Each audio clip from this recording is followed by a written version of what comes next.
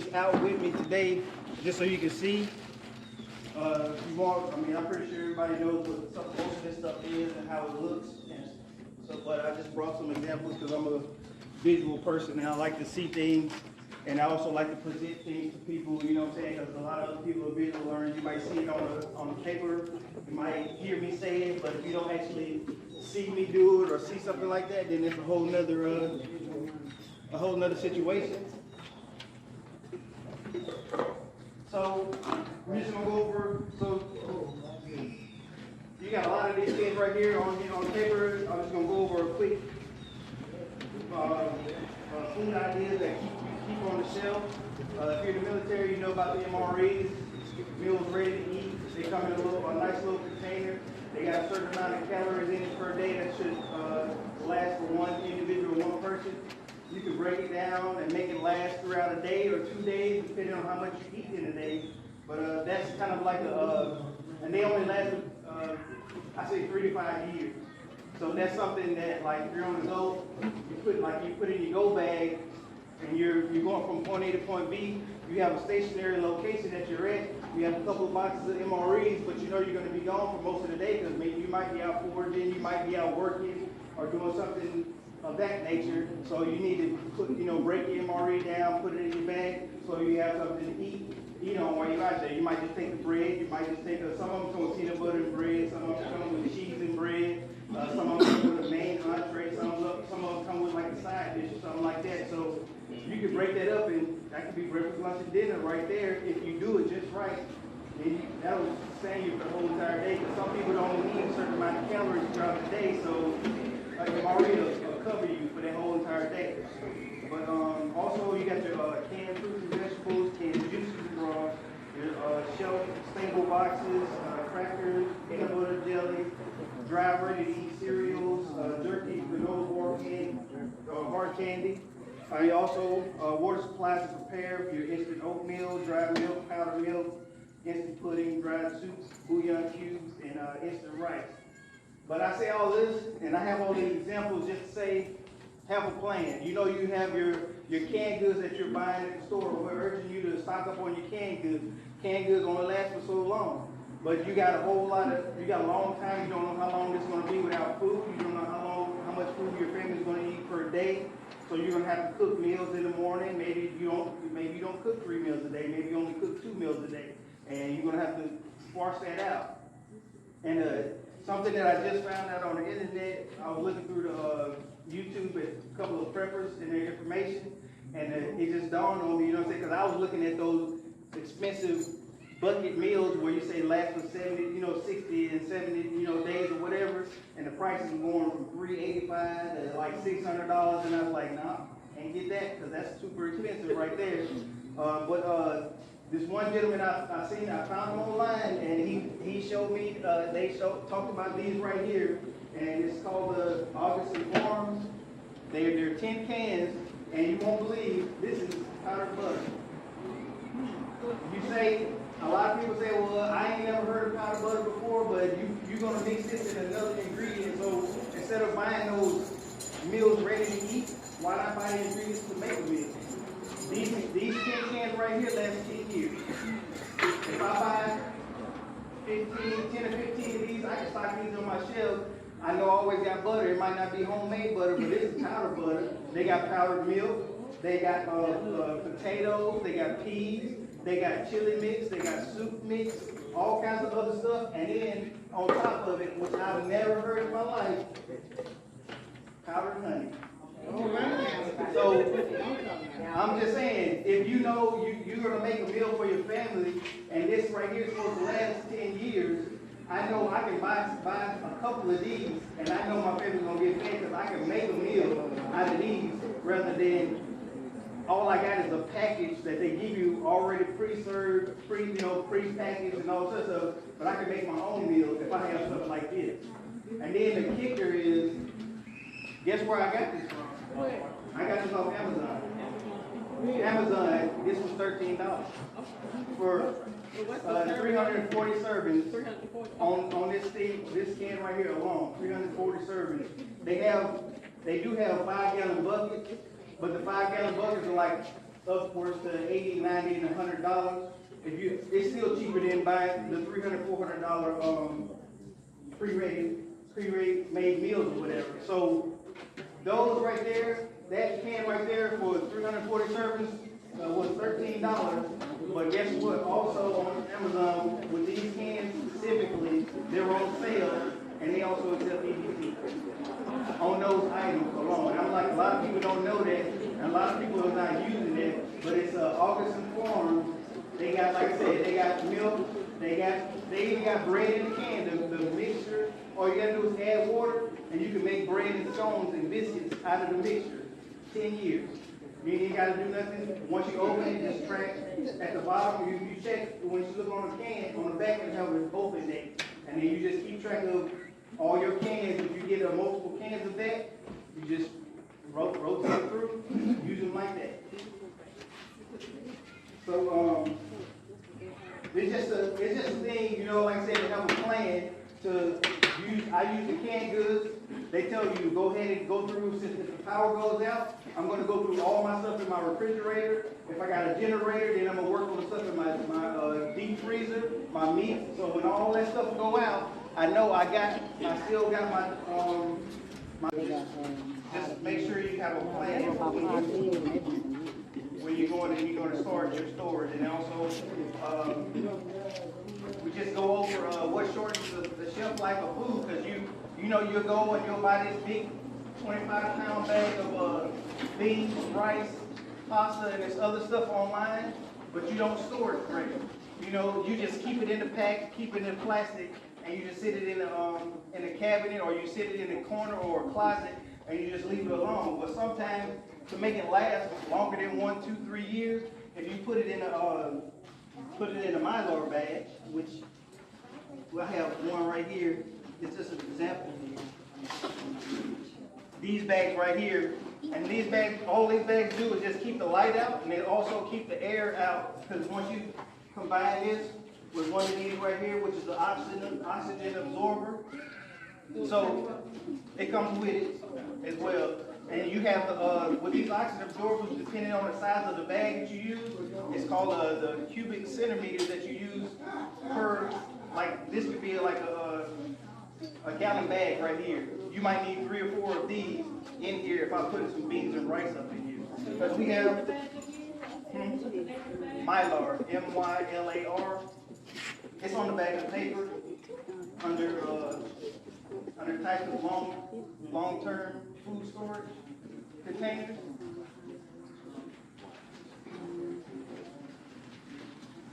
So just like this right here is an example of a vacuum seal.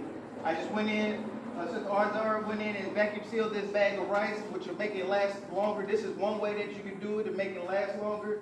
You can do it either with the plastic seal on there, or you can open it up, dump it in here, and then vacuum seal it. But if I vacuum seal it, you still might want to throw 1 or 2 of these in here with this, and it'll make it last just a little bit longer. Because what it's doing is taking the oxygen out and allowing it to preserve it, rather than letting the air get to it and the light get to it, and then it's, you know, tend to mold and carry bacteria and all kinds of other stuff. But and then Sister Isaiah is going to go over canning. I just had an example of vacuum sealer, and then also another thing you want to do if you're going to go with the Mylar bag is maybe you want to get a tin, a metal container, or you can get some of these buckets right here with the lids on them. Because I'll put the stuff in the Mylar bag, but then I'll also put it in here, because then that'll prevent any kind of rodents or any kind of insects getting up in there, biting holes up in your bags and getting to your food supply and your food storage. Because that's the biggest thing with the Mylar bag. I can get a 5-gallon Mylar bag and put beans up in there, put a couple of these oxygen absorbers in there, and then stick it in another container, and I can have 15, 20 bags, 5-gallon bags of those beans, but it's still, I want to keep it to where I don't have any rats, roaches, or anything else, or anything that kind of rodents. I ain't gonna say really roaches, because roaches can't bite through it, but rats and any kind of other rodents will get in there, poke a hole in it, and then you got all kinds of other issues going on from there. These are just examples of the 5-gallon food grade buckets. They do sell these on Amazon, but I advise you if you can find these anywhere, like go to Walmart or some kind of store that has these. Maybe has Lowe's, and they have these buckets that you can use. You can put I can put beans and rice in here, and I can throw a couple of oxygen absorbers in there, and I'll seal it up, and I won't touch it until I actually need it, because guess we still can go to the grocery store right now and all sorts of stuff. So this is going to be sealed, and this is going to be put away.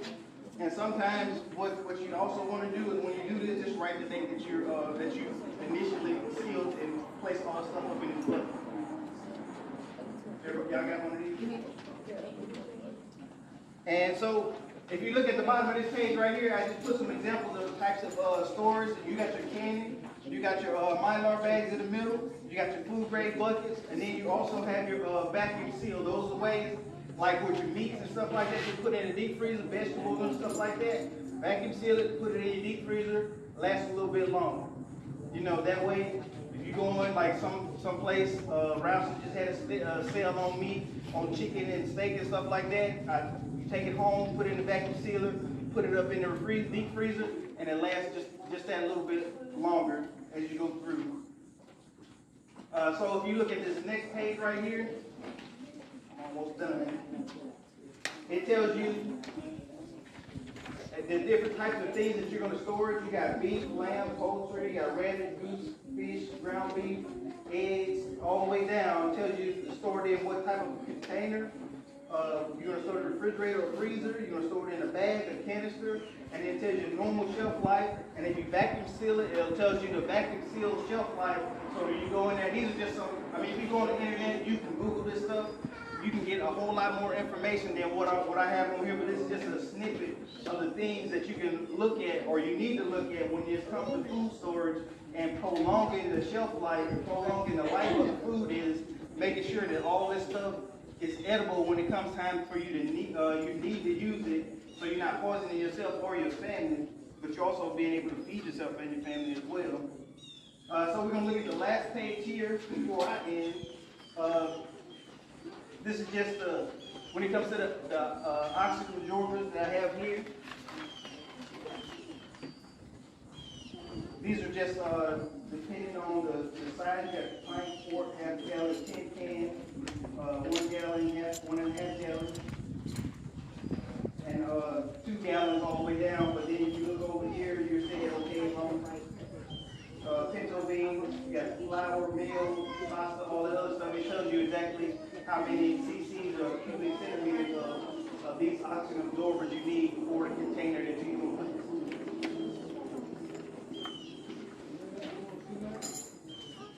And then also, before I end, I just want to kind of reiterate as far as the Mylar bags. They have from the real small, for like it's a sandwich bag, all the way up to like a 5-gallon bag or whatever.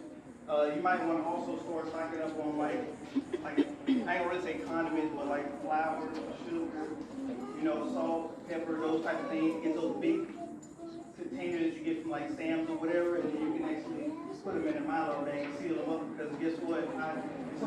When I watched one of these videos, the lady on there pretty much told me, she's like, yeah, that's the best thing that you can do is start making little small packets of that, like, salt, pepper, because that's the first thing a lot of people run out of, and you can also use it to bar food, because like, you don't have salt, but you got eggs.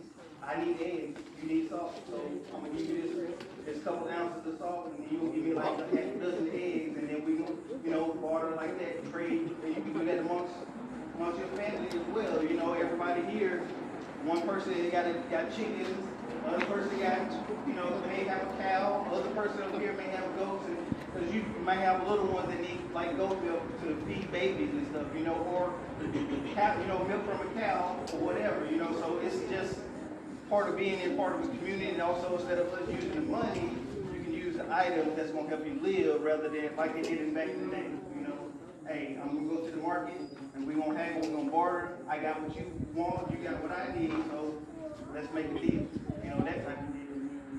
But this, like I said, this is just a quick rundown on food storage, on some other things. It's a whole slew of things that you can do in order for preparing your food storage and getting yourself ready. But all the information you can find online. But if you have any questions or anything like that, just let me know. I'll answer to the best of my ability. But if anybody got any questions right now or anything they want to add to better, make the course a little bit better, or just information that I may have failed to mention during this short kind of introduction. I'd just like to add to that, with the Mylar bags, they do come in all different sizes. They come like as small as this and go up like the ones we have and even bigger. So that would be good to get the ones that have. They have a pack. I think it was like 40, maybe 30 to $40 I got, and they have all the different sizes, and that would help you in your bartering, because you might want to barter with something on a smaller scale instead of all your stuff being in a big bag. So yeah, they do come in all different sizes. Man, I want to add one more thing. I label, I got some stuff in buckets. I put what I got in the bucket, so you don't have to keep going in and out of the bucket. Me, I done did it and I done forgot. So if I got it on, there, okay, this rice is beans. I ain't got to be opening it up and compromising your story. And just to remind everybody, you can also order this stuff online as well, because I literally just got a 25-pound bag of pinto beans, red beans, 25-pound bag of flour, and the pure cane sugar, not the white sugar that you get in the store, but the pure. It looks brown, but it's that good stuff.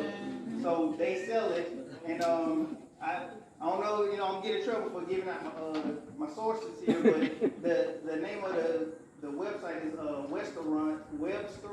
Oh, yeah. And they have a lot of stuff that you could use for. Because I did the beans was not even $30 for a 25-pound bag of some red beans and pinto beans. And you might get tired of eating beans and rice every day, but guess what? You don't have food on your stomach, and you walk around here like these other people. So beans and rice, can't never go wrong with that right there when it comes to feeding your family. They have some different items as well, different types of beans. They got the lentils and, brown rice, white rice, long grain. They got all kinds of stuff in there, but the most important thing is it comes in bulk. You can get it in 20, 25, 30-pound bags. And you just, once you get there, then I just divvy it up. Either I put it in a Mylar bag or I put it in a bucket, throw a couple of those oxygen absorbers in there, and set it off to the side. And like Sister Kim said, write what you have in there, so you don't have to keep going in there and be like, man, I thought I had some rice up in here, but it's really beans. And, for that right there. So anybody got anything else? Yeah. He had something. You had something you wanted to add. Yeah, I just wanted to add. Also, too, for the bag, keep in mind for your medicines, your herbs and stuff like that, it will help seal those off too. So when he was mentioning that, think multi-use in all the different areas. That would be very, very key. Multi-use. You might have got something that's maybe a piece of jewelry or something, maybe a piece of gold or silver. But just keep it. Those bags are really good. Just your own sense of looking at them and what all they can do. So just want to add that about your medicine and your herbs. I just want to add one thing.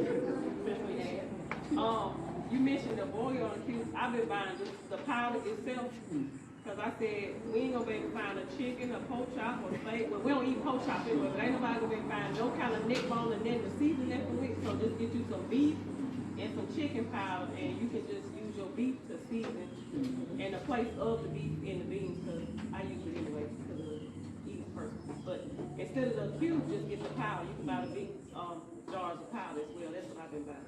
That's a good thing right there, because I ain't think about that. You had something to say? Anybody over here?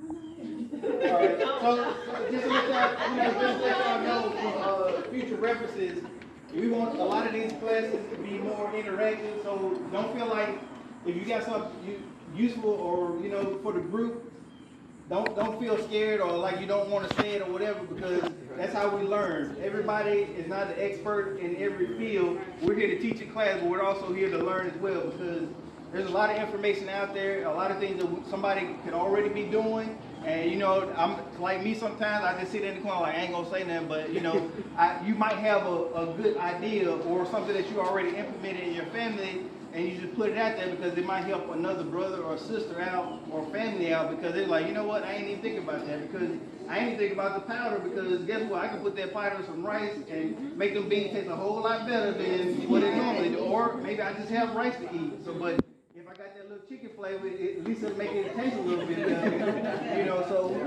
that's a good idea right there. I want to add one more thing. If you anything like me, you trying to get creative with storing this stuff. Don't get intimidated. Put it under the bed. Get rid of some stuff if you have to. Throw, Lord knows. If anything happens, your house is compromised, and maybe they'll just get the stuff in the pantry, and you'll have all these hidden places where you got stored food, and not just store all your food in one spot. Put some hygiene stuff in, you know, just kind of get creative with it. And also keep in mind the overall purpose for all of this. Please keep in mind is from where we're going, the earth. We know that, you know, it's going to be a really sad thing for our family, friends, and foes and loved ones that we've been trying to talk these things to. We've been trying to tell them, you know, and it's going to be a sad time. But remember, in the face of all of this, well, that's my brother, that's my sister. Hey, that may not be the brother or sister you grew up with when things go down. If they done something they wasn't supposed to do. Y'all got me? Like I'm trying to talk and go. You know, if they done got tricked into injecting something that the Most High didn't approve of. So when this thing drop, family, every bit of this gonna come back. Every bit of it. So I would just like to say, you know, please don't take it lightly. I thank the Most High for all the numbers that are out today, because hey, this thing is gonna get realer than real after a while. And who knows how close it could be. They're always talking about this, I would say, this crazy winter, what they got anticipated or planned, whatever. But anyway, family, once again, I thank the Most High for each and every one. Thank you for pressing. A lot of us are pressing, you know, to come out, but hey, this is the time to get the work in right now. That's it. This is the time. So, Brother Karan, he covered a lot, because you know we don't know everything. I don't profess to know everything, but so this is gonna be an interaction thing. You know, even if you go on, if you find someone on YouTube and you might have a question about it and say, hey man, check this out. Hey, we're learning from each other. I mean, that is very much so. But thank the Most High, we have people in the body that are able to do these talks and these little teachings and little inquiries on different things, because you know we got a lot more people that's in the medical field here that can do. I mean, if I was going to pass all, which I did, but I just brought this. So everything we do going forward, family, it's going to be very meaningful. It's place high validity on this being on your priority list about, you know, taking and even with your own personal studies and researches and finding stuff out, which you might have been reiterated earlier. I mean, like I say, even I thought we talked about this 2 cows, 2 goats just this morning, yesterday. You know, I mean, just because we don't know. So if life, the thing that's going to happen on this world stage, if it pushes us that way, we got to be prepared. So, you know, let's not limit ourselves, because we may not know where we might end up before the Most High do His thing. Anyway, that's all I have. I can talk all day, but yeah. Oh, yeah, that's right. Go ahead. I'm Sister Idor. I'm going to be talking about canning. And there's a couple of types of canning, which is one is pressure canning, and the other is water bath canning. And to go back to what he was saying about the storage and everything, just like she said, y'all be surprised. I was talking to one of our sisters that lives in Goshen, and she was saying about her house. you know, I'm kind of ashamed to have company because I got so much stuff, you know, with my prep, and I said, baby, there ain't no shame in that because you doing what you gotta do. If people can't come to your house and see your stuff and they got an issue with it, that's them, because you're gonna be all right when they won't be all right. So things put under your bed, put you some canned goods in boxes and slide them under your bed, slide them in the closet. Do what you got to do to survive, to have what you need, because that's what we all supposed to be doing. And you won't go wrong when you do that job. We have taken things out of our closet and stuff and made space for food. Just like she said, if somebody come in your house and rob your house for food, they gonna give what they see. They don't know what you got here in other places. So hide that stuff, y'all. Keep from your own children. Okay, so Ken, I'm gonna give you all some do's and don'ts concerning your canning. Home canning is far more home canning is far more a science than an art. There are some practices that must be followed and others avoided. In order to achieve a quality, safe outcome that you are proud of showing to others and letting them sample, you gotta do it by the right way. I tell you, it's so much experience in canning. I've had my own personal experience, and let me tell you, there are some do's and don'ts in canning. And so I'm gonna skip over a lot of this stuff, but some of the do's, you wanna just not remember back what your grandmama told you, because some things have changed. Don't just base on grandmama did it this way, because some things have changed. You know, keep up with the updated version of how to can and everything. Due process, every jar that you're going to store on your shelf, either by water bath, steam canning, or pressure canning, as appropriate for the food product and indicated by your test recipe. Do make sure that you have enough time ahead before undertaking a canning session. That's true. Because sometimes you may, let me tell you, it's a process. And you'll benefit from it. You really will benefit from it. Because downtime, you'll put yourself in a bind. Because it may not fall into the time space that you're trying to do something else. And then you'll be like me, just running around trying to, you'll be running around trying to get things and the thing going off and all that kind of stuff. But make sure you got the time to set aside to do just that. It always takes longer than you think. Do remove the rings on each cool jar. Once you get your canning done and once your jars cool down, I didn't know this until recently, that you can't take the rings off. Once they cool down and sit for so many hours, I say even the next day, because that's how I do. Let them sit for at least a whole 24 hours. And then when you take the rings off, you can reuse your rings. But I'm going to tell you something. When you take your rings off, that helps you to know if your jars have really sealed. Because let me tell you, that before, when I first found out you could take your rings off, I went back to my job that I already did a while back. And I called myself, well, go back and take my rings off. And I'm glad I did. Because when I took, I think it was 2 jars, I thought they sealed. They didn't seal. When I took that ring off, ooh, Lord, I'm like, just throw the whole jar away. I'm like, even trying to save the jar because I thought it sealed, but it didn't seal. And the way I found out that it didn't seal is when I took the ring off. And so you want to make sure that those lids are sealed. You pick them up like this, and if they don't pop loose, you know it's sealed. But if they have humps in the and I should have brought my thing, but I wasn't thinking about. But y'all know what those mason jars look like, right? And you know the little round ring, the little round thing that goes on it. If that lid has got a puff lid or something, or you can match it, and it is it ain't sealed. Just go ahead and get ready to eat that. Get ready to eat that. Cause I did some okra, and my folks love okra.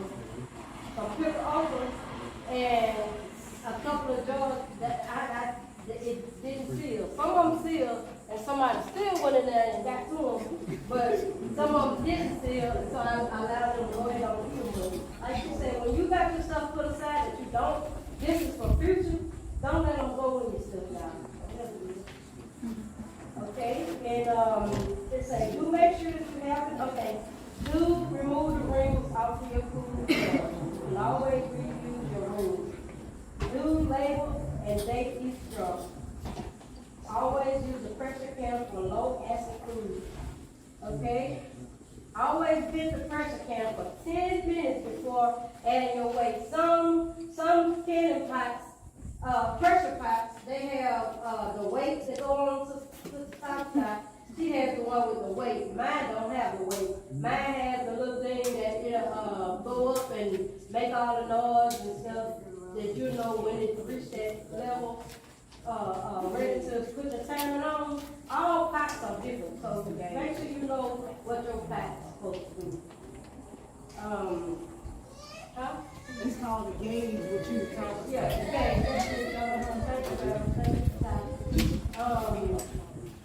it say test your dial, type pressure candle gauge, that's it. Y'all got it for it, got it for this. When you check it annually, convert it to a weight gauge if possible. Always, like for your tomatoes, make sure you, because sometimes people feel like they can just water bath can. Some things can be water bath can, and some things just gotta be pressure can. It ain't no can, you just got a pressure can. When you do the pressure can, that's really cooking the food. Water bath can is a little different. But always make sure the amplitude adjustment, either in time for boiling water bath or steam candy or in pressure, for the pressure candy. It's for in jars that you find on the shelf with an imperfect seal, or that has mound on the top, or that smells or looks funny like I just told y'all. And another thing too is, please go by what your manual would say for your pressure canner, because I'm telling y'all, I had an experience. I had one of those big the gallon size jar. I had a gallon size jar full of cucumbers that I was doing to make pickles, right? Y'all, that thing was in there, and I really don't know. I had like, I think I had two or three of them in the pot at one time. And they did go through the whole process. But honey, when I got back to the pot to take one jar, it just flew. The whole thing just bust. All my little pickles just dangling over there. I was like so hurt because it took a lot of time to cut up all of them. First, they're going to pick them. The cucumbers, and then to cut them up and do all, what you need. And I'm just looking at it. I felt so bad, but hey, I managed to get the rest of them though. And they eating on the land. Somebody opened one over the weekend when I'm gone. But anyway, don't use any canning books. It's issued prior to 2009. Shema.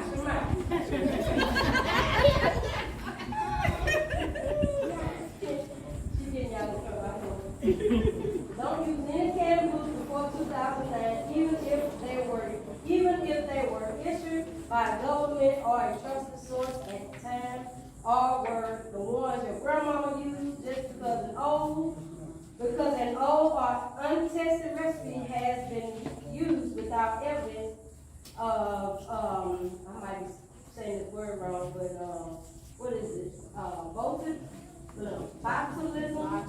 Yeah, that's it. There is no guarantee the next batch will not contain it also. Don't think that what was true 35, y'all know all that. Just try to get the updated version on one short time. Look at your tape. Quick question. What was the year not to get the book report? 2009. 2009. 2009. Okay, and don't use a larger jar than the recipe has a processing time for.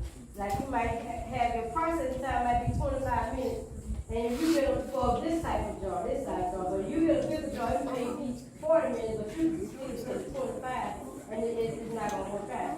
So don't use any processing techniques other than either water bath canning, or steam canning, or pressure canning.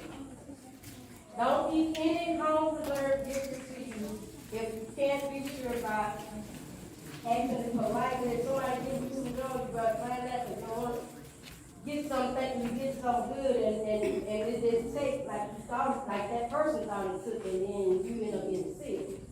Don't reuse your metal lids for candy. The purpose, if it's fine to use them for dry storage, short-term refrigerator like I do. If you're gonna use your little lids that you're gonna use before, if you're gonna just make some pickles or something, I know they're gonna eat right away, you can use them then. Yeah, and let's see, don't add extra onion, chili, bell pepper, celery to what's tested, what the tested recipe calls for. Don't put your jars of canned goods away unwashed. Don't store your jars with the rings on it, like I did until I learned that you can take them off. I didn't know. Avoid all, don't panic. I'm sorry, above all, don't panic. If you're using a tested recipe, there's a huge margin of safety built in, so you can with confidence. Okay? Any questions so far? Okay, so just some of the things that you can. Okay, and then some of the things that you cannot. All right. So, what types of fruit that you can pressure can? Large fruits such as apples, pears, peaches, plums, and nectarines. All can well. They can really good. I have not tried the fruit yet. I would desire to try the fruit, but I have not. I've tried beef stew, okra, pickles, green beans, all that kind. I even tried meat. Let's do it. So do sturdy berries such as strawberries and blueberries. The types of food that can be pressure canned include vegetable soup, vegetables, any type of vegetable pretty much. Soups, stews, stocks, and broth. And that's what one lady was saying. You can can your the broth instead of to have, like she was saying about, Sister Sandra saying about, she got powder can, you can also pressure can your broth as well. Beef, pork, wild egg, meat, chili, and baked beans. Foods that cannot be pressure canned include milk, cream, dairy products, coconut milk, flour, cornstarch, rice, pasta, starchy foods, and eggs. The types of, now you can, I've seen a lady do pickled eggs. She did pickled eggs. And she stored eggs like that. I don't know, y'all can try it once. So, I'm getting close to my ear, y'all. I ain't gonna be able to home canned and preserved foods are a safe, healthy food option as long as you keep the most important thing in mind. Always respect the process. Each step of the canning process is to protect you and the quality of your food. So don't try to half step on it. And you might say, well, I don't feel like being on it. It's been on for 20 minutes. I'm just gonna go and cut it off because I got something else to do. Well, your food is not cooking all the way through. If you cut the time process off, it's not cooking all the way through. You want your food to be all whole. I had canned some potatoes down, and I canned a lot of potatoes. I did a lot of potatoes and green beans together, and some I just did nothing but potatoes. Let me tell you, make sure your jars are sealed. I don't want the ones that I had to throw out. But if you do them right, I mean, they look good, them potatoes in there. You don't want to cook it too long because it'll mush up. But you cook them just the time frame until you cook it in that pressure pot. You're going to be on some good food. The beef stew, I'm just cutting you some of this here to give y'all some personal experience. The beef stew, you put your meat at the bottom of the jar, then you can do it like the potatoes, your carrots, and just mix them up, potato carrots and all that kind of good stuff. And you put it in the pressure cooker, do it for the amount of time, I think it's like maybe 40 minutes or a little more. But put it in that pressure cooker, throw it and do what you're doing. When you get through, you looking at that beef stew, it looks so good. And that's your food, that's a meal right there. That's a whole meal right there. You got the meat, your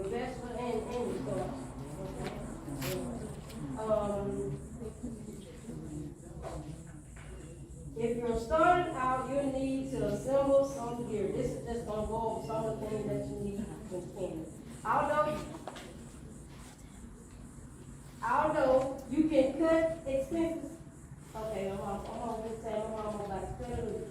Although you can cut expenses in some ways, food safety concerns should dictate all of the choices. A boiling water cannon is a large, deep pot, usually made of aluminum. They have fitted lids and are deep enough so that you can completely submerge the jars, leaving at least 1 inch above their tops. Flat bottoms are fixed to work on the countertop, so you do not have to have boiling water cannon, but any stock pot needs to work similar. Now, they have the pots with the rack. You put the rack down inside of it, of the cannon pots, and that kind of helps the jars, you know, kind of stabilize the jars in there, and to keep your jars elevated above the direct heat at the bottom of the stock pot. Don't allow jars to sit direct on the bottom of your pan because they will crack from the heat. Now, I have done it. I ain't gonna say it. I have put, because I didn't have a rack, so, but it worked for me. So, but anyway, cannon jars, usually by Mason, all the different kinds, and then when you see them at Walmart, the different kinds of cannon jars that you can choose from. Speaking of this, you will need a cannon funnel. That's when you pour your stuff into your jar. You got the funnel on top of your jar, and you just pour it. It does help when making a lot of milk. A stainless steel ladle. I always say that word wrong. But y'all know the word. A straw lifter. Sister Kim blessed me with a straw lifter because I couldn't find one. You go to Walmart, you're not gonna find one. It's just a little thing with the magnet on the end that you stick it on, you know, to get the jars. I've been looking for them for a whole year, and she popped up and got me one. They just help you to keep the signal. You know, they sell the kits in Walmart. They sell the kits, with but the little grabber thing that you could just pick the jar up out the. Yeah, I'm speaking about the magnet, thing, the lid, to get your lids, yeah. Yeah, you can buy the kit in Walmart that has the jar, lifted around the jar, you know, they have all of those, they used to have the magnet thing for the lids in there too, but they don't have it, so you go draw. A full meal or a strainer, these are some of the things that you will need for canning. Water bath canning, step by step. And I'm gonna get ready to close this out. Sister Shante, you'll be next one. You can begin. All right, water bath cannon. Do your water bath cannon on an electric or gas stove top. No matter what you've heard or how cool it sounds, it's not safe to can in an oven, a microwave, or a dishwasher.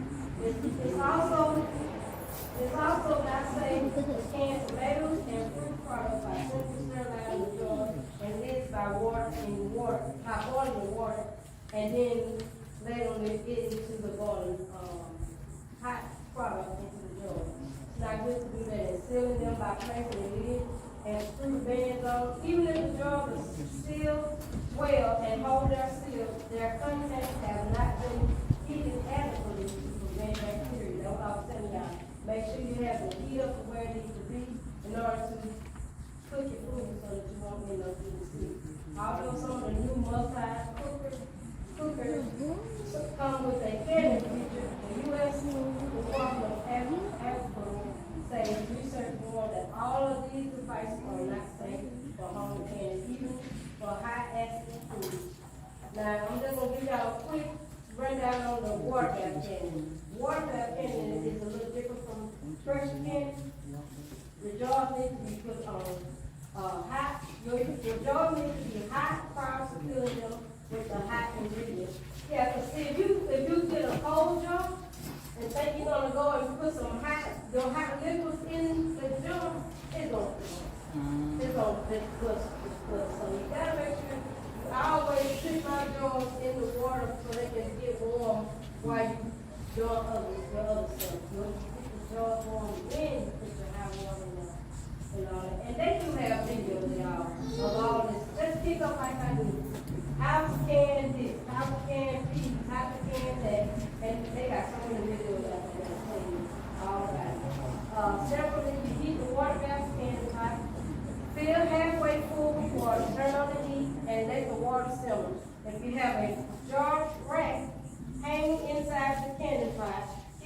water simmering on your stove top, you just let that water stay warm. That's all, so that it can keep the jar warm.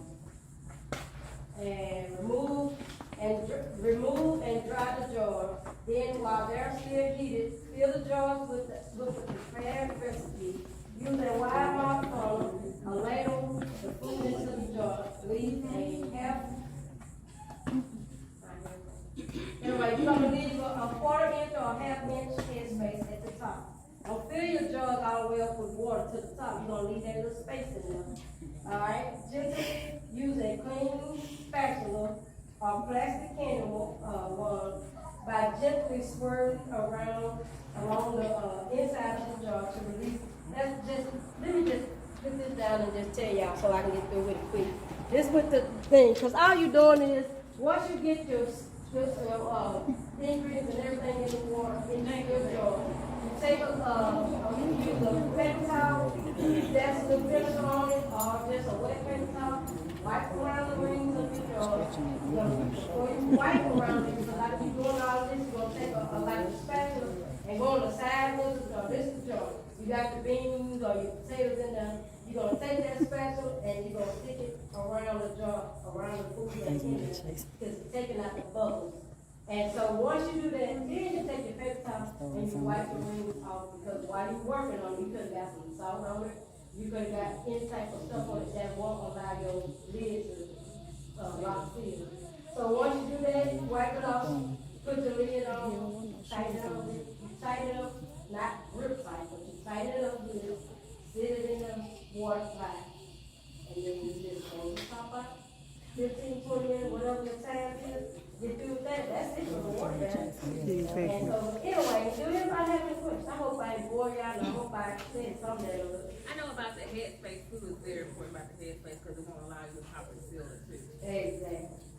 That means what you're saying is, if you take your jar, you fill it all the way up to the top.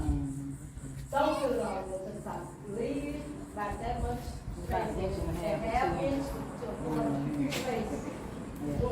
What you call it not silk? I heard you say that all the time. We can.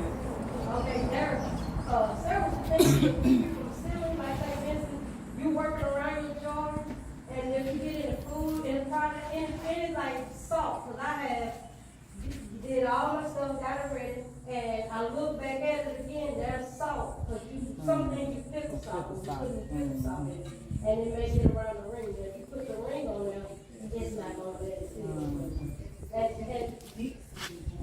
Yeah, you have to always check the jar to make sure that there's no cracks and stuff around the jar. And So when it pops, you know what I'm saying, when you hear that seal, yeah, that's when you hear that. Yeah. That's what you want to hear. That's what That's you what you want. want to hear.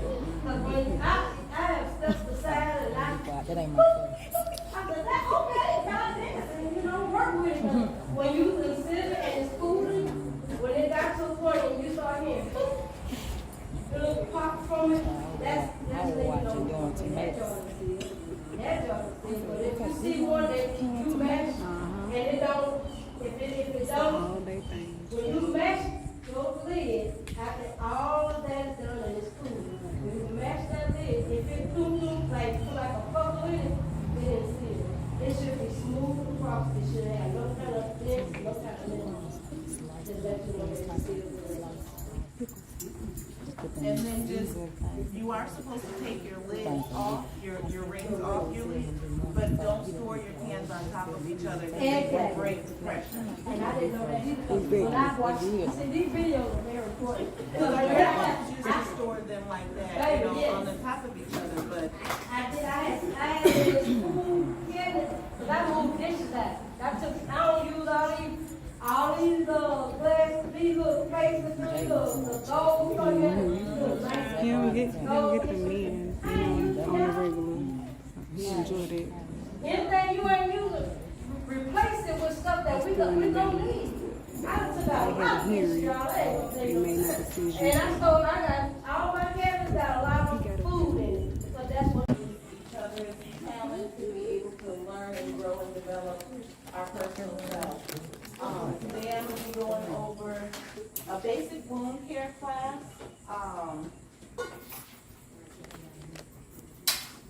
What I'm gonna start off with is just kinda a simple first aid kit that I have. It has many different types of bandages, medicines, and topical ointments, instruments such as gloves, gauzes, tongue compressors, tapes, things that you might need to use while doing dressing changes, and then it comes with a different variety of sizes of dressing, wound care dressing, gauzes, some are non-adherent, just so that once the wound starts to dry, it's not sticking to the skin.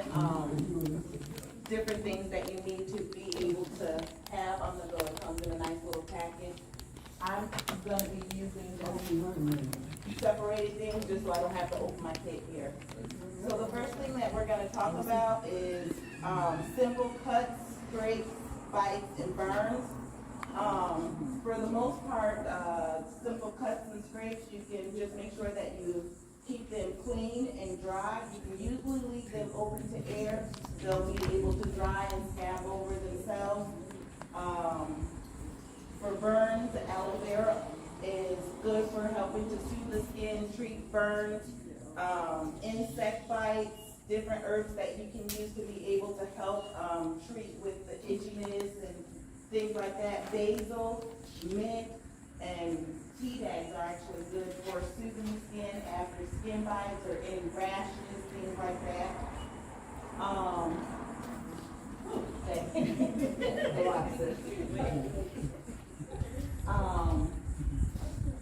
We're gonna talk about larger wounds that may need to be cleansed and or treatment. There's 7 basic steps that you want to remember when treating any type of wound. Different examples of wounds, you can have obviously burns, you can have broken bones. Those broken bones can be either open, that means that a piece of the bone is actually sticking through the skin. Sister, Kenya has some pictures that she's gonna be walking around showing different examples of things. Puncture wounds, obviously, you know, nails going through the fingers. We have lacerations, deep cuts in the skin that may need treatment. Obviously, an amputation, we're gonna talk about things like that. What you can do, just the basics of providing some care for your family or loved one. Again, like I said, there's 7 basic steps to wound care. You always want to make sure before you're touching anything. My husband's gonna be my example. This week he actually gave me a real wound that I needed to take care of upon arriving home. So I said this was good practice for my class. So we always want to start off with making sure that we wash our hands, either with soap and water, some type of antibacterial hand sanitizer. So we want to make sure that we're touching, not giving any germs or bacteria to the wound site. So we want to make sure that we wash our wounds. I'm sorry, I'm going to go ahead and sit because I'm going to be talking and doing at the same time. We're going to assess the wound. We want to be able to stop any bleeding. Obviously, when he came home, he had a t-shirt that was wrapped around his finger holding some pressure. So he did the first step is make sure that you do what you can to stop the bleeding. So whether it's wrapping a t-shirt around the wound to apply some pressure, being able to use dressing. I can be able to use this and be able to place it right over the wound and be able to.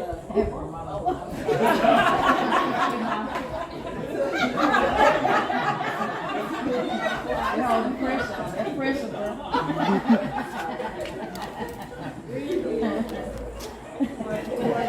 Able to apply pressure to be able to stop the bleeding from the wound.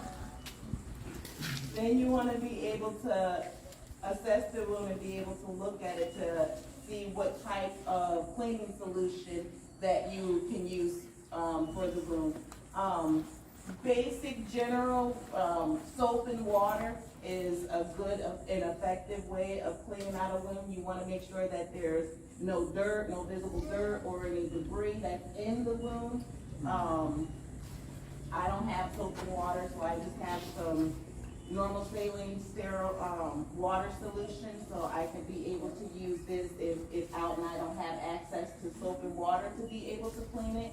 I can be able to use the flush and be able to flush out the wound, make sure that it's nice and clean, be able to dry out the wound, and then be able to look at if it needs any type of antibiotic ointment.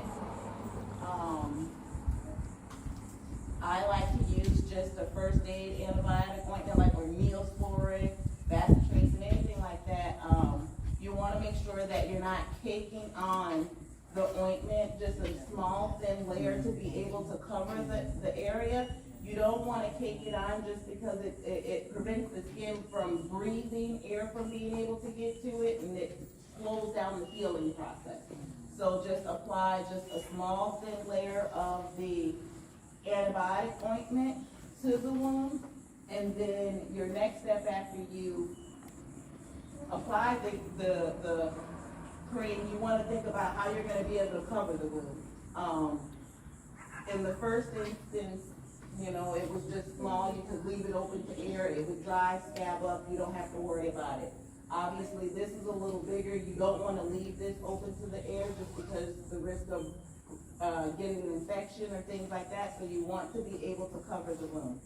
So, again, I'm gonna use the same, you wanna be able to cover it.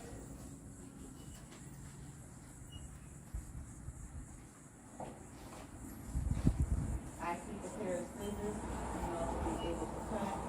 And this is actually what I did with him, with this finger here, I just kinda covered it and wrapped some Curlex around it, Curlex gauze, to make sure that it was able to stay clean and dry.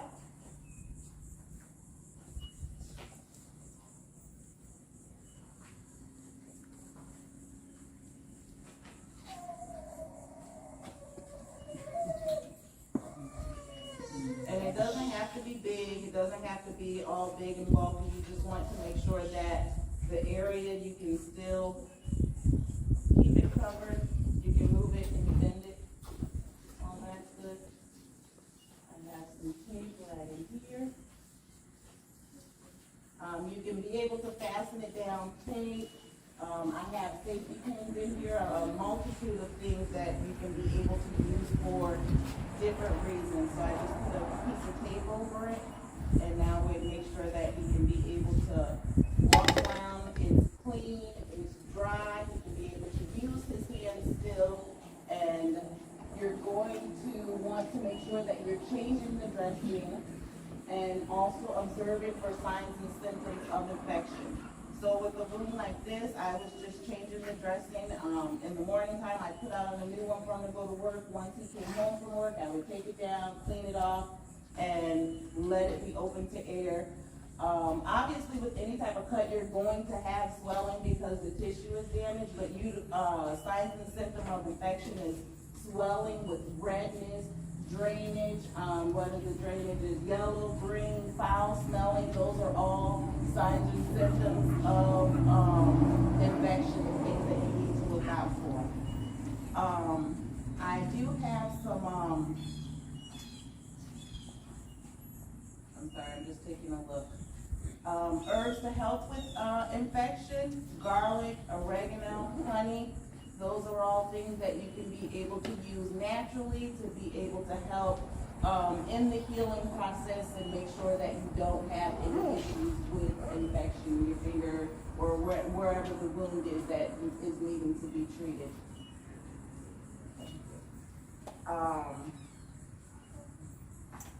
We're going to talk about small fractures, again, open fractures, large lacerations, things like that. Small fractures, again, my husband has been a great help with that. We were hiking, you're out doing your business, oh, I broke my finger.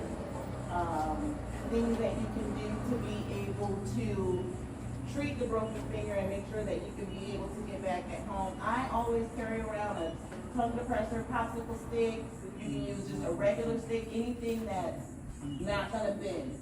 So, say this finger is broken, hanging off to the side here, and you're like, oh my gosh, my finger's broken. He's like, oh, my hand hurts.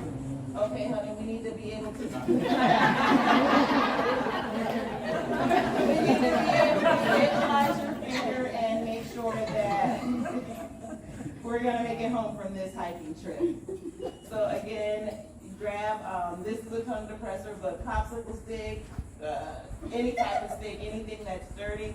You want to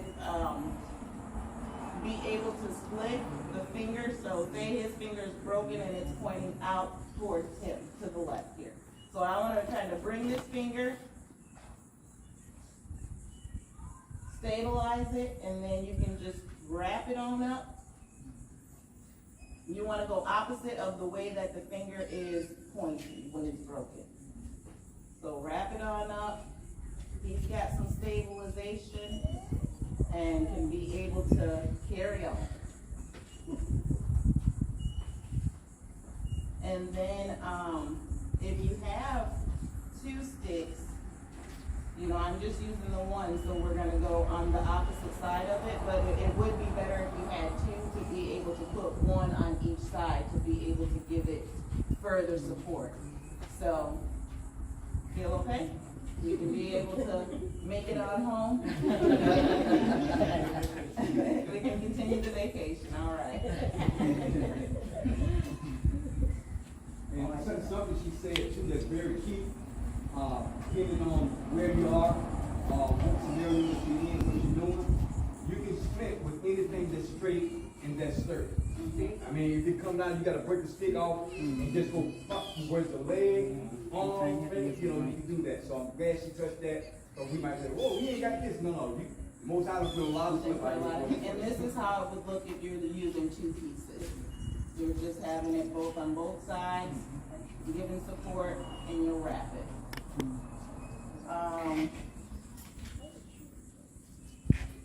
And then to talk about things that obviously we're going to need help for. So open fractures, again, that's when the bone is sticking through the skin, protruding through the skin.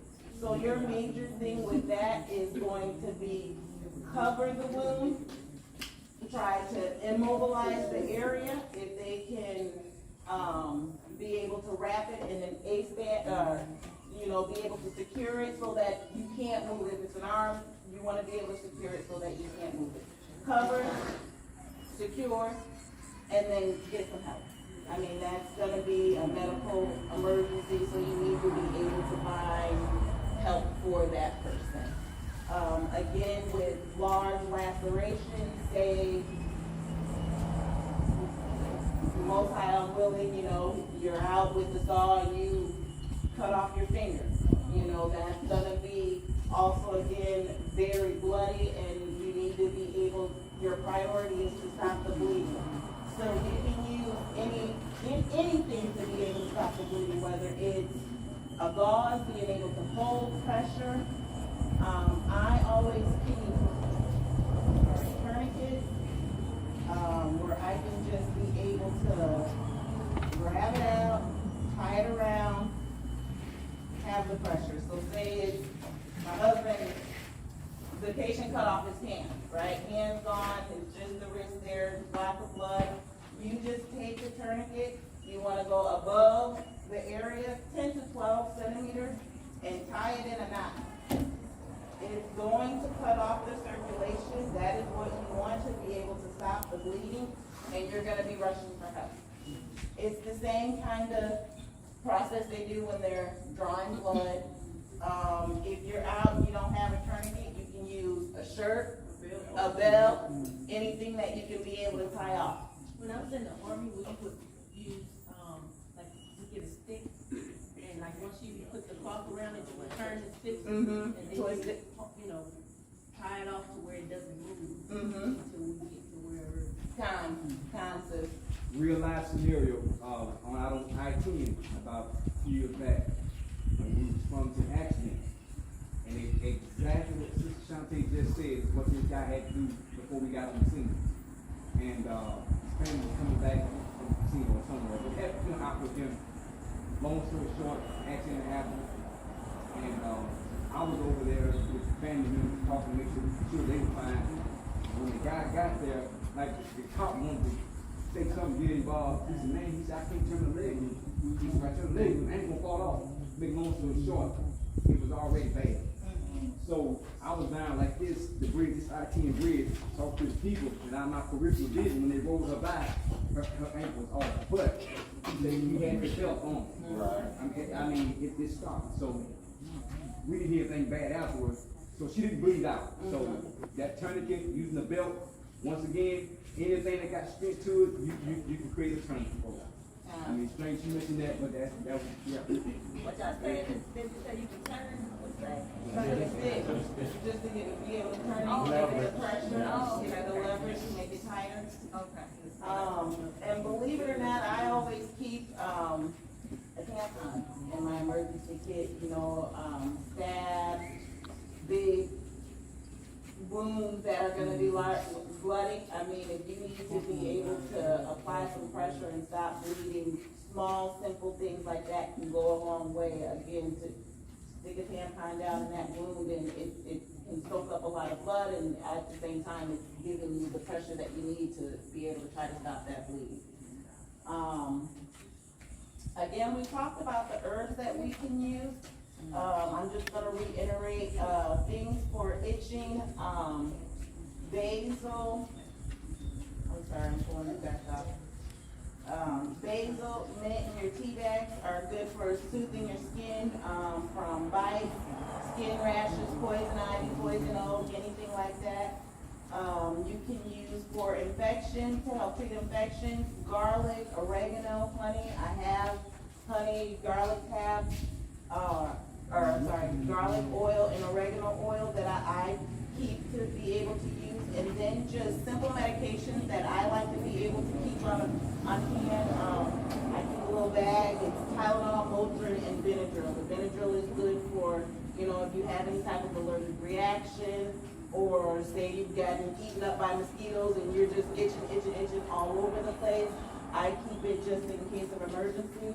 And I also keep a hydrocortisone cream just for the skin irritation, bug bites, things like that. You can be able to self-treat. Any questions at all from any of the brothers and sisters about anything? The honey is good for what? Many different purposes. I mean, it's good to help give you sugar. It's good for your wound healing. In the military, they used a lot of honey. They didn't have antiseptic creams and things like that, and they would put the honey on, and that would be, it would keep that bacteria down in there and provide a medium that was conducive for tissue growth to try to help heal the wound. And also an area for no good able to get in. So it's used for multiple purposes. I got a question on scenario. Maybe you are officer shot against one of y'all, whoever. Okay, so say hypothetically we in the woods. With this woods, where we might not be in the woods right now, but we in the woods somewhere. And somebody has like we can apply pressure. We can't go to the hospital. We can't go. So we got to figure out how to stop the bleed. We just tied up, but yet once it released or whatever, how can you stop the bleed? My question is, like I've seen now, that might be something in my head that I just saw or thought that you can do. So, like if you do like I know charcoal can stop bleeding, I guess. And am I right? Correct me if I'm wrong. Like if you have that charcoal to put on that wound to stop, what else can you get that's like, say for instance, we right here, we got trees, we got the ground. Is it something that we can actually make or create out here that can actually go out to help heal a big wound like that of some sort? I'm gonna be honest, if we were at home, like treating ourselves, I would do everything I could to keep that wound clean, and I mean. Now, I ain't talking about at home, I'm talking about No, I'm saying not like out in the wilderness. I mean, and again, I keep that's why I'm saying, go and get some help, somebody that's got some training, that, you know, got some supplies, cause that's not something that you're gonna be able Well, I said, to. worst case scenario, we ain't buying each other. I mean, you can be able to heat up some metal and burn it, cauterize that artery that's Okay, being. that's what I'm talking I about. mean, Sometimes you can put, Yeah. mud or dirt itself. Because right now, you just need to stop the bleeding. You ain't worried about the infection. You deal with that later. Yeah, that was that mud and stuff that make it play. Yeah. Because it's the anticoagulant, it's like, if you got some chemical in there, And it stops the bleeding. yeah. I feel like a legal vitamin K on My number one choice is probably it's gonna hurt. I'm trying to let them know what's going to, and that's what they do.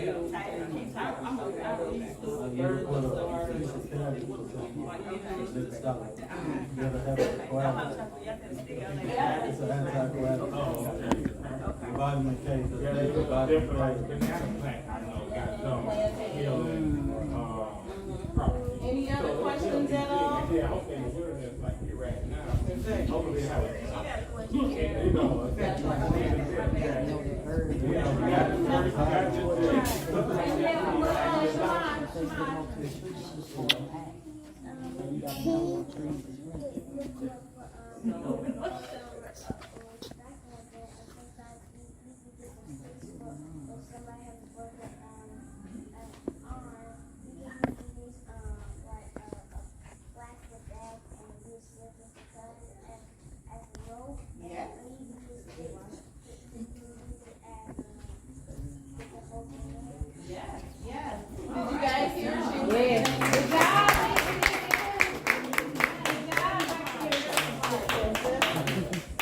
All right, if there's no other questions, that will conclude the class.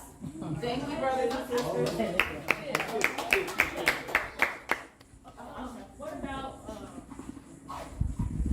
another thing that I guess we should also keep in mind, to say like, you know, they got weapons and they shoot you or something like that, you get shot in the chest, and you got that hole, where you supposed to put have them take a deep breath in, they take a deep breath and you put the plastic on and then you take it around to keep the air from. The inclusive dressing. Yeah. Yeah, you get a puncture in the chest, you get shot in the chest, and then you have that, where you're keeping air, like your lungs. So this is kind of what I would use in there. I would use like a petroleum-based dressing to be able to cover that wound. Nothing, and then it's a sticky adhesive dressing to go right over top of it. So it's gonna help like, to cover the wound, and then say there's any type of air leaking in the lungs, it's gonna help prevent that air from coming out of the lungs. If you got a, not president of the business, but hypothetically speaking, if it's a, like a artery, a main artery, how do you clamp, what can you use to clamp those off that's safe and not be you know, like get them infected? Again, sis, if you got a big artery that's bleeding, your priority is going to be to stop the bleeding. It's never gonna be, oh, I'm worried about infection. So either you're gonna stick your finger down in there to stop the bleeding. I do keep like some hemofat clamps where I could be able to, if you're not gonna clamp the actual artery, it's gonna be all the tissue around it. So it's gonna be squeezing on that artery to keep it cold. But pressure, heat, fire, burning,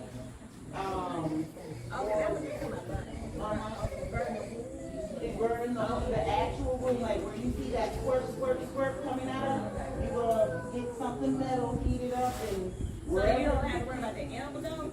About the artery? no, you're gonna worry about it after you stop the Bleeding most important. Infection. You want to go through the There's so much we can do it. But if not,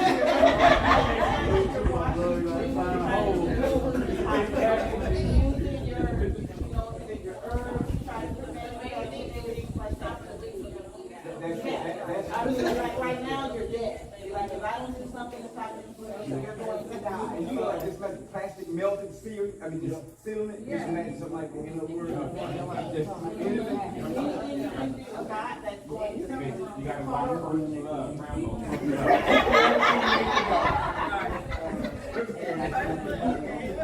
You had a question for Sylvana? Oh, yeah. Snake bites, you're gonna wanna seek emergency treatment. I mean, you know, the things that you can do immediately to try to help tourniquet so that the toxins can't be able to spread through the body, but you're gonna tourniquet and seek medical attention. So this is what what this tourniquet is. I know all the military and medical people know, but I just, with Sister, I forgot to use the name, Sister Shalawam. Okay, if you notice, let me give you an example real quick. If you do this, let's just say you got lit right here. You're gonna feel some tension after a while. You feel it? So, I mean, it's like I said, just stop, because your heart is pumping, you scared it's Hades. And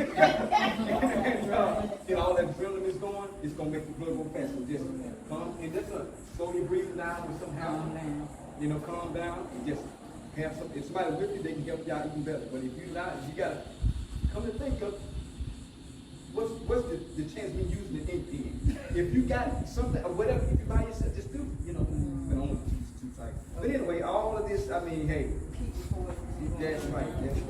Well, do we use something to poke the, like, where the pores with, like, the arm from here to there? Well, they say you can suck it and spit it out.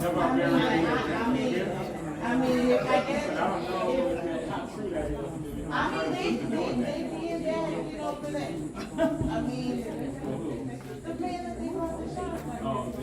Yeah, they did that for him. Now, I don't know, like, how much that, helped the situation, but that is what they did. And I mean, and remember, it was a hard time getting the anti-venom for him, the anti-serum for him. So, I mean, that is what they did. Would y'all say that it would be wise, like, okay, if you're not sure to suck the blood, suck the poison spit, because you don't know, you might swallow from yourself. Exactly. And you're not sure, so is it safe to say you want to puncture? No, because it's already in your bloodstream. That person is getting out? I mean, it's already in, unless you're gonna be like doing some type of bloodletting. I mean, and again, it's already in, So the important part would just be try to stop that circulation. That's it. In the worst case scenario to think about too, we don't want to have to think this way. Even if due to not knowing, if you have to lose that risk in order to live. I mean, I hate to say it like that. I mean, Hollywood put it in the movies already, so if you have to lose that limb to save my hand and my arm, hey, and But that was my next question. Yeah, Because we're going to either ride off or something, so you're going to eventually don't have to, you're going to have to cut it off because it's going to take the whole body. You want to keep the fire outside.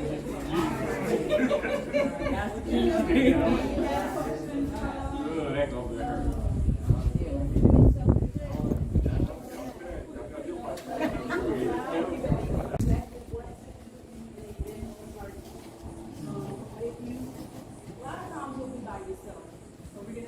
Person rescue, the one person rescue.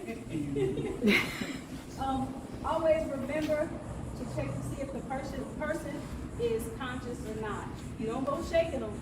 Officer Bashar will demonstrate exactly how to do this. First and foremost, you check your scene to make sure that it's safe. You're not dodging bullets. There's nothing, the person isn't trapped under a tree or anything. You check to make sure that the scene is safe. And then before we go into that, I want to say it's important that you act fast because after 4 minutes of no oxygen to the brain, that person gets severe brain damage, and then they can die within the 4 to 6 minutes after that. So it's very important that you act fast. You can go right ahead into the demonstrations. You want to check first of all for if they're completely unresponsive, if they don't answer to you yelling at them, asking if they're okay. Tap on the shoulder. If they don't answer to that, check a pulse. You cannot do CPR on someone who has a pulse. If they have a pulse, please don't I do mean, it. everybody, I put Yeah. everybody know Yeah. that here, or you do resi, or the street, but you can do that day. So anyway, you check, these are the main two, don't get you, just do the basics, right here, on the now, I just approached, somebody, we're at a church gathering, somebody, my mom and dad just fell out, kids crying and running there, where they at, what, that's why she said acting fast, because between now and the time that the child get there, or another brother or sister get there to let you know what's going on, we just don't have no clue on how long they've been out, I've been, unconscious. So, get there, the number one thing to do when you approach a person that may be needing or anticipating CPR is the rise and fall of the stomach. That lets you know if they're breathing. If they're breathing, whew, that's good. That's a plus all the way. But, however, if they're not, if they don't answer to your call, like Sister Kenya said, if they don't bump them like that, if that don't work, what we call a sternum rub. Right here when your breastbone, where your sternum is, the sternum rub always wakes them up. I'm saying, it's amazing. But anyway, the sternum rub right here. Hey, man, this brother so-and-so. Hey, this is officer so-and-so. Hey, because when they get up, they're going to be like, going, what's going on? Yeah. So that's what you do. That sternum rub right here. That normally, if they got any response, if anything bad going on. So, but however, if it's not, and this real quick, okay. No, basically he is going to, so he's already checked the seat and make sure that the person is not responsive. And they're not breathing. So what he's going to do, first visualize, you can see that check for obstructions in the mouth. So we can't see anything in the mouth. He's going to tilt the head back to clear the airway. All right, everybody see that? Matter of fact, that's why I got extras. All right. Let me get out the way because I know you gotta get on the side. And do it. Okay, all right. We can flip the driver. We're gonna do it. We're gonna each table. I'm here, I can help drive. Yeah, each table, okay, if each one can do it. And the head tilt chin lift is like this, and this works with the children as well. Because he head like this, ain't no air going in and out. So do that head tilt. And then we get to the dog first. That's anyway. So what that does, that frees up. If you can tilt the head up, just like that right there, just tilt the head up. And if you see any obstructions down in the mouth, whatever, you tell us how to do it. But if you see something, a little finger sweep, and get it out. But if not, yeah. You're right, because it locks on. That's right. So once you get that going, and then you realize, of course, at this time, start your compression. 30 and 2. All right, now. Y'all pay attention to the compression because you don't use spaghetti arms when you're doing this. Very important. You have to go down at least 2 centimeters deep to get that horse. Oh, okay. I know. Let's do some compressions. Let's see.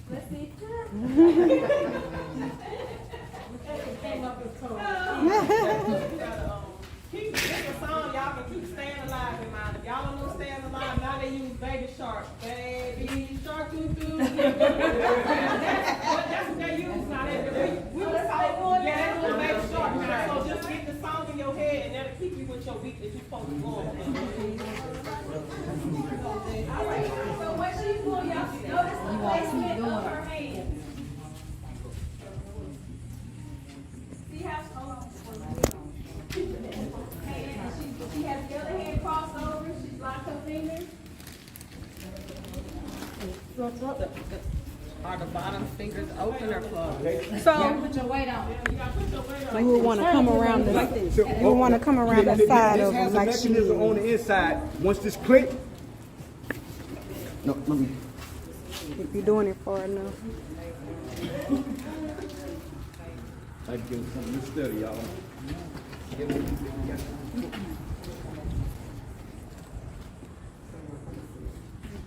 I know I didn't feel it on the baby either. You did? No. They might be the one They that may have taken, they're not in there. Yeah. Yeah, use the pop. It pop, it clicks. Right. So remember, and the reason why I had Sister continue to do this is that a lot of times when you don't know about doing CPR, people think you use your arm and do this. Right. No, you don't do that. That ain't nowhere near correct. Because number one, you're gonna tire yourself out. Exactly. What you do, you lock arms. Get in the right position, move your whole body. 1, 2, 3, 30 times, and then somebody, either you're gonna have someone, or you're gonna be doing it by yourself. You know, do your 30 and 2. 30 and 2. So now, if you got 2 people, it's gonna be better, a whole lot better. So, but anyway, that's what you do. No spaghetti on. Lock in and go. Let me see if they got a clicker over this thing.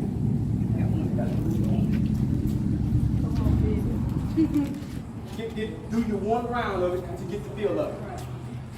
Everybody, so that's why we try to bring them up. All right, right now. Y'all play the song for them. Let's get everybody. You can do the BG Stand Alive. That'll like get everybody head. So what do you sing? Cause see, so the reason. Yeah, that's one. Yeah, that's it. Y'all get the sound? That's right. That's Yeah. the one that pop. Yeah, that's the one that popped. That's what I was looking for right there. So listen, also y'all, the reason why they're telling you about the song, the reason why the song was implemented is because you can't do it fast. Yeah, You do it too fast, you get air in your stomach that abdomen so this cavity, and that causes more problems later on. And you don't want to do it too slow, because then you're not circulating enough blood. So we're So it's a not steady beat. I stand alive. Or maybe start like, maybe start to do the ball is staying alive, there you go. I'm singing, I can't count. You're manipulating the heart so that the okay. Stay alive. Feel it? Yes, you may break some ribs during this. Don't worry about that. But I'm just keep the person. Call 911 immediately because they've got certain response systems that they have to get in. You want them already on the way because you wear yourself out very quickly doing it. Very quickly. You want them already on the way. No, this one pops too. Okay, two of them? Okay. This one don't. I didn't think that one did it first either.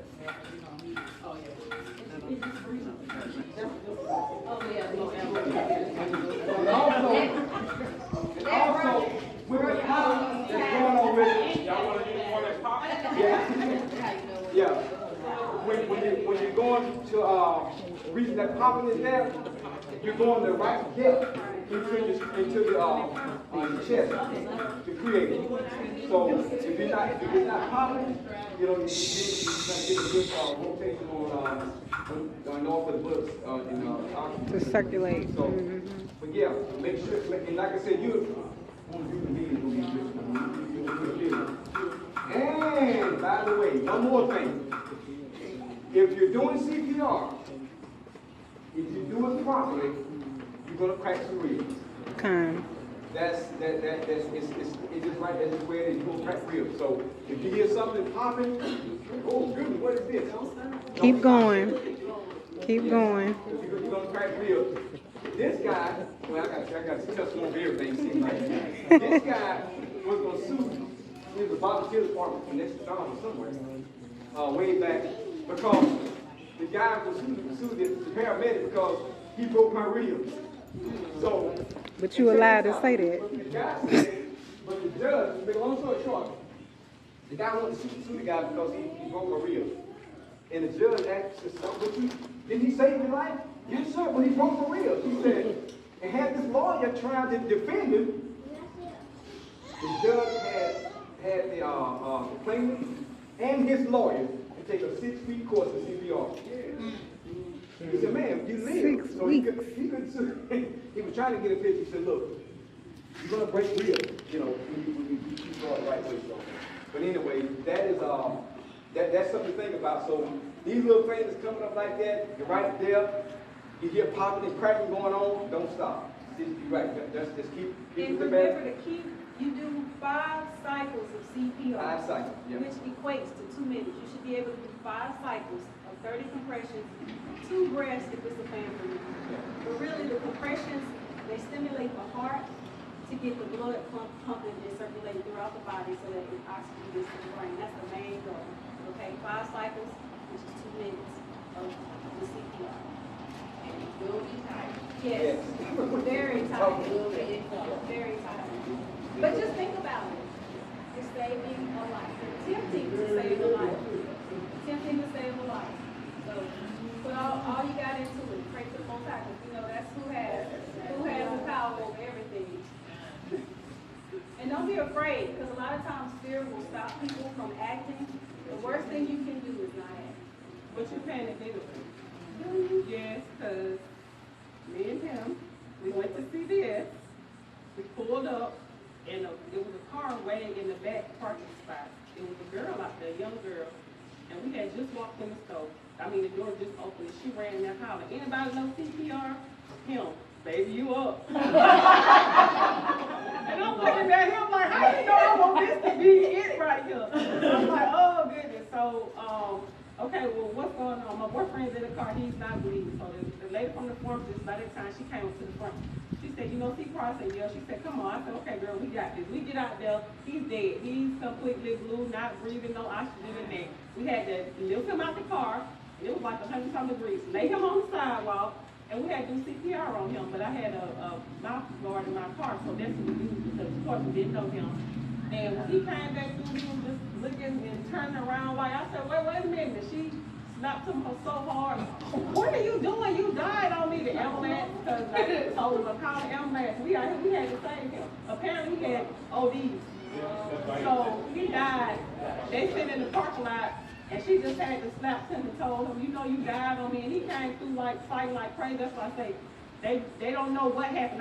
They probably don't even remember the thing how they got there, none of that. Their mind was completely blank. So they will wake up fighting, you will panic. So just try to grab your composure or whatever and just get yourself, because my mind was, oh shoot. I don't know how this is gonna go, but it's gonna go. I took a whole lot of classes, so here we go. We know, but at that time, it's probably the other word, wasn't it?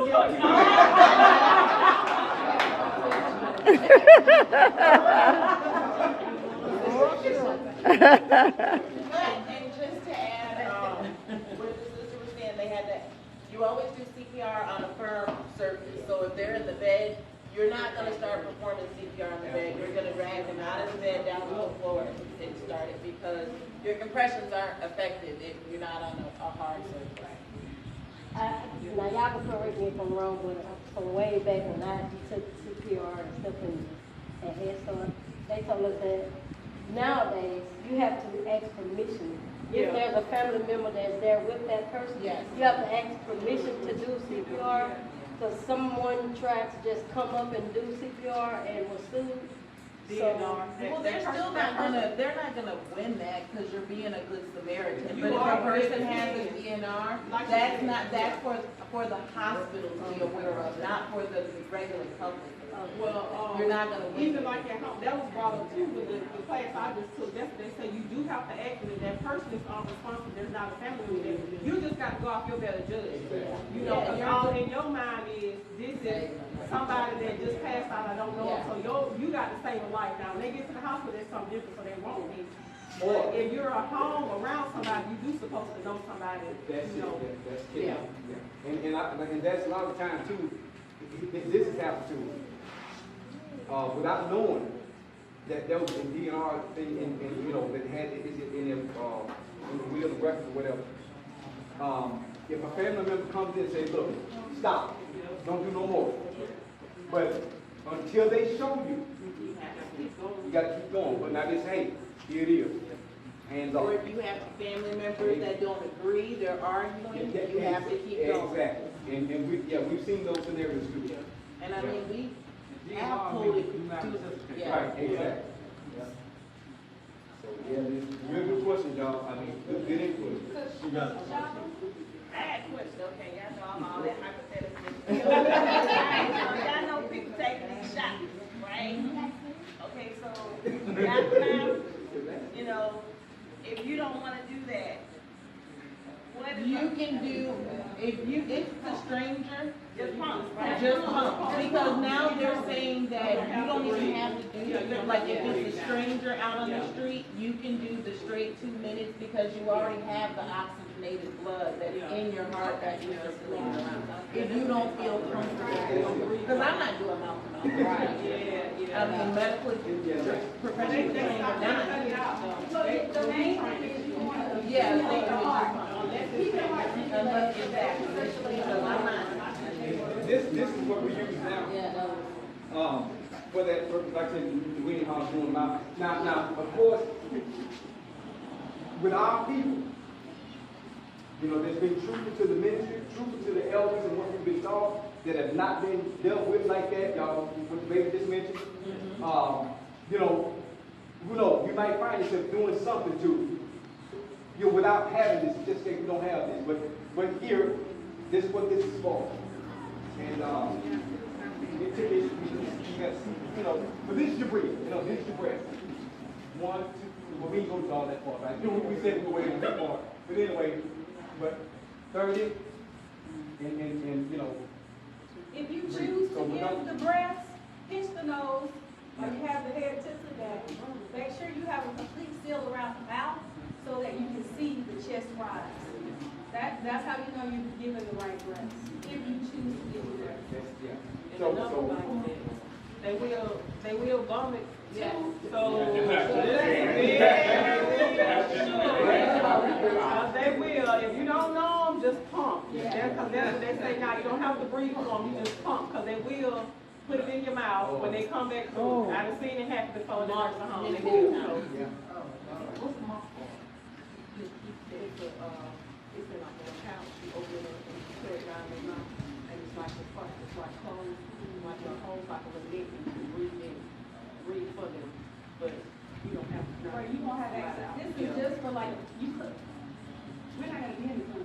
Yeah. A lot of us won't have these masks and gadgets that we have in the 20%.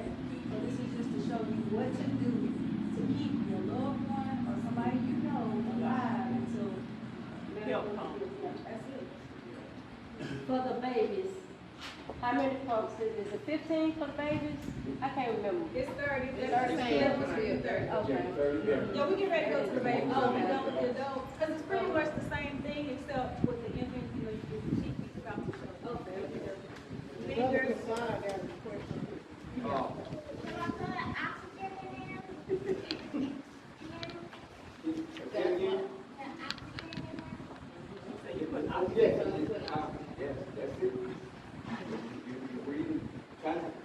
Help them out so they can do it on their own.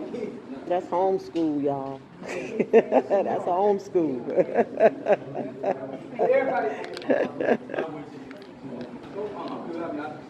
It was a situation when I was in school. I was at a friend's house, and a lady's son had got like an M&M or something stuck in his throat. So it's a serious situation, and it's especially frustrating when you don't know. Because I wasn't on the clinical side, I was on the revenue side, but I had on scrub. So the child was choking, and so the mother was panicking, and she was like, you know, hitting them on the back, and they was like, help. And I was like, I don't know CPR. Or, you know, or the Heimlich or whatnot. So they was like, do we need to call the police and whatnot? She was like, no, we got it. And she said, yeah, call them. But it was scary because the mother was gasping and she was panicking. So she stuck her finger, you know, she just dug down his throat and just did what she could. And it popped out. But in that situation, you know, we really need to know what we're doing, you know. It's important to understand when to do that because it's sad to see a child, you know, or an adult maybe, you know, just gasping for breath and you witnessing it. So, it's very helpful for me, so next time, you know. In that instance, you do the homicide, something totally different than what we're showing, but we can do that too. Right. After we do this. Exactly. That's the next If they're choking and they're gasping, they're alive. They're alive. Yeah. That's a good thing, you got time. And then you just come around and get underneath the diaphragm and push up so they can come out. And we're gonna be covering one by even doing the Heimlich maneuver, even on pregnant sisters. Because in a certain way you got you can't go right there, but it's go above. And but we it's in the book. We show pictures of it too. Matter of fact, yeah, I think. Okay. Yeah, she can show you a picture of a diagram of because but more like the choking part. This is on this part about the so let's say all the efforts that people are doing, I mean parents are doing, people scared, friends scared, and the baby boy needs CPR. So see it's 30 and 2. We're gonna use these two fingers to do, you know, it's gonna be not like that. But you know you just can't go like another. Just those two fingers, same scenario. Trying to get the area, trying to get so keep the circulation going. Again, in a child, by they having no teeth, if you see the object or whatever is obstructed, you just, like Sister Sam said, just go, take it out. But like I say, just be careful on the adult like that.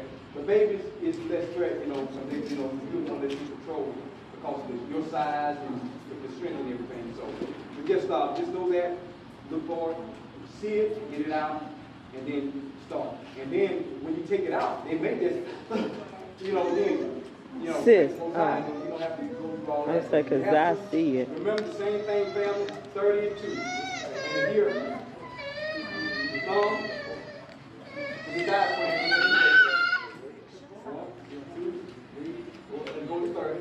And then, you just keep that going, Make it a little bit more energy than we are. When you give babies the rescue breath, you have to go slow, be gentle with it. I mean, they're infants. Right. Just be gentle. Exactly. So just almost like a little. Yeah, if you go, you go. There was a case, I had a friend, his sister, they was at a restaurant and she was like 34 or 36 at the time. And You she got actually it? died because she choked. This thing need to move? What is it you're trying to get? Oh.